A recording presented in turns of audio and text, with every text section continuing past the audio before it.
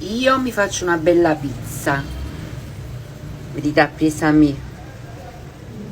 Prendete una bella placca da forno, ecco qua, e inzavatela, spargetela di olio, tanto bello con le mani così.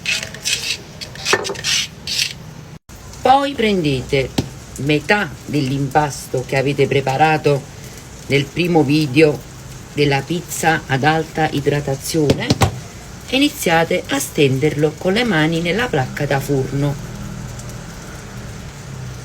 Dopo che l'avete stesa ben bene nella placca, la mettete in forno solo con la lucina accesa e la fate lievitare una mezz'oretta. Ecco qua, si è fatta mezz'ora di riposo, guardate com'è cresciuta. E adesso la condiamo: provola, pomodori secchi, basilico, pomodorino giallo, e qui mi erano avanzati dei friarielli e ci ho fatto una bella crema. Inizio a stendere la crema di friarielli, tanto bella, la dovete spargere per tutta la pizza. Adesso andiamo a tagliare un po' di provola e lo mettiamo sopra. Questi pomodorini me li ha regalati il mio amico Armando, guardate che specialità. Li ho scolati dalla loro acqua di stabilità e adesso li sto sistemando in mezzo alla crema di friarielli e la provola.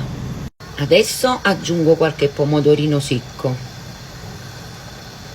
vi faccio vedere che delizia. Adesso un po' di basilico a cascato, vedete come se piovesse così. Adesso bello pieno pieno di parmigiano, abbondate perché si ci mettete, ci ho trovato, e un bel filo d'olio sopra, ecco qua. Adesso in forno a 180 gradi per 35 minuti. Mentre la pizza si cuoce, ragazzi, mi sa fare pure una bella pasta e patate. Un figlio mio, che ho sapito, un figlio maschio, e l'ossigeno che una mamma si nutre.